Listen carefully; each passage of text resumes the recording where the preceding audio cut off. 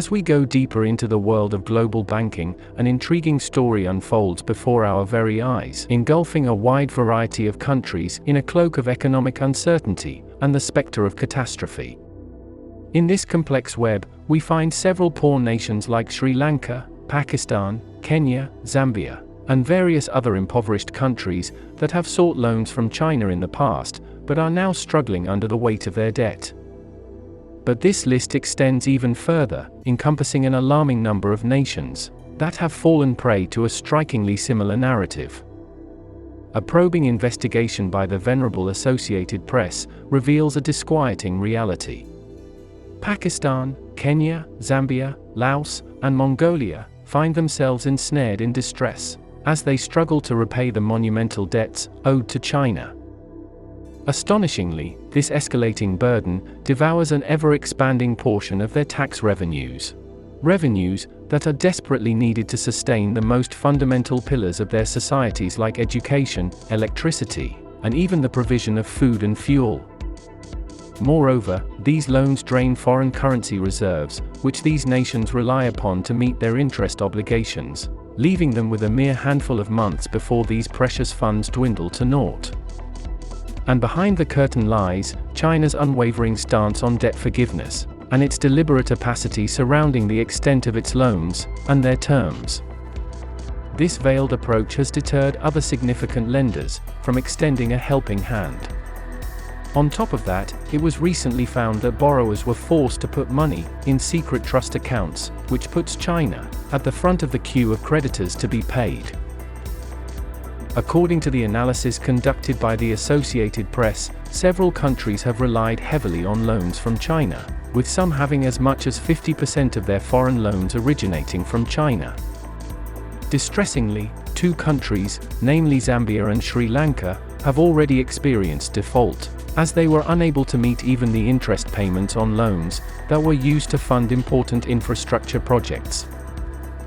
Pakistan stands precariously on the precipice, teetering on the verge of mirroring the plight of Sri Lanka. The repercussions reverberate throughout Pakistan, where countless textile workers have faced the harsh reality of layoffs. Foreign debt looms large, rendering the nation unable to sustain a reliable supply of electricity, or keep the machinery running in its industrial sectors. Across the Kenyan landscape, the government has resorted to withholding paychecks from thousands of civil service workers. In a desperate attempt to preserve cash for the repayment of foreign loans, the president's chief economic advisor captured the gravity of the situation, posing the question, salaries or default, take your pick. This illustrates the immense pressure Kenya is under to fulfill its debt obligations, even at the expense of its own employees' livelihoods. Since Sri Lanka's distressing default a year ago, the aftermath has been devastating. A staggering 500,000 industrial jobs have vanished, with inflation soaring to alarming heights of over 50%. In many regions, more than half of the population has been plunged into the depths of poverty, painting a grim picture of the human toll exacted by such financial turmoil.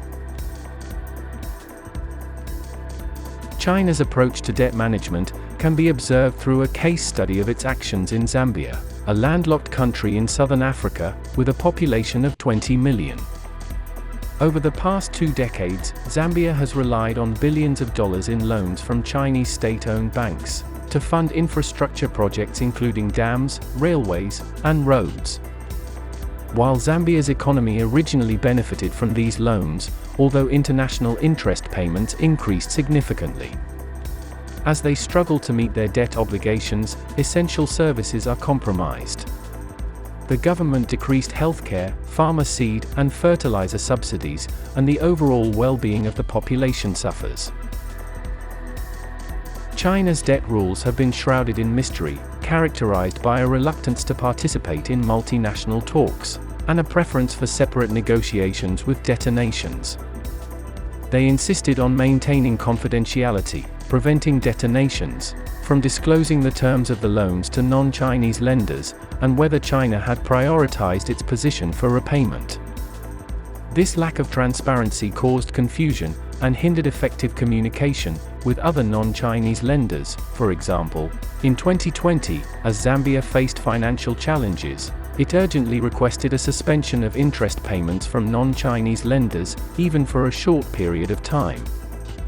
However, these lenders, bound by their own regulations, rejected the plea, which further depleted Zambia's foreign cash reserves. These reserves, mostly consisting of US dollars, were essential for paying interest on loans and purchasing crucial commodities like oil. As a result, by November 2020, with limited reserves remaining, Zambia was unable to make interest payments and defaulted on its loans.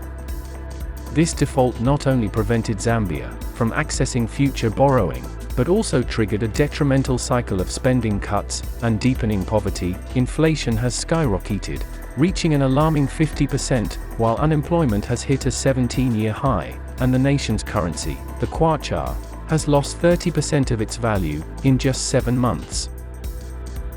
According to an estimate by the United Nations, the number of Zambians experiencing a shortage of food has nearly tripled this year, affecting approximately 3.5 million people at present. A few months after Zambia defaulted on its debt, researchers discovered that the nation owed Chinese state-owned banks $6.6 billion. This figure is almost 1/3 of Zambia's overall debt, and is double what most people believed at the time. Traditionally, in similar situations, major government lenders such as the United States, Japan, and France would engage in negotiations to forgive a portion of the debt. Transparency was a key aspect of these discussions, with each lender clearly disclosing the amount owed, and the terms involved to ensure fairness and prevent any party from feeling disadvantaged. However, China did not adhere to these established norms, and played by its own rules. These facts shed light on a terrifying reality, which is that China has indirectly invaded Zambia through its network of loans and practices of opaque financing. China has strategically established a firm grip on Zambia by luring the nation into a vicious cycle of borrowing. China has exploited Zambia's resources and pushed the country into a condition of economic fragility as a result of this. Similar tactics have been employed with countries like Sri Lanka and Pakistan. Sri Lanka's experience serves as cautionary tales, highlighting the potential repercussions of falling into the Chinese debt trap. Unfortunately, Pakistan seems unaware of the risks it faces, and is dangerously neglecting the broader implications, as it remains engrossed in its conflicts with India. By prioritizing rivalry over sound economic decision-making, Pakistan is blindly heading towards a precarious situation, ensnared in China's clutches. As the world watches this unfolding tragedy, there is a collective hope for a positive resolution that would liberate these countries from their overwhelming debt burdens. However, for now, the intricate dance continues, its steps uncertain, and its outcome unknown, and those entangled in the Chinese debt trap face the daunting challenge of navigating an economic precipice.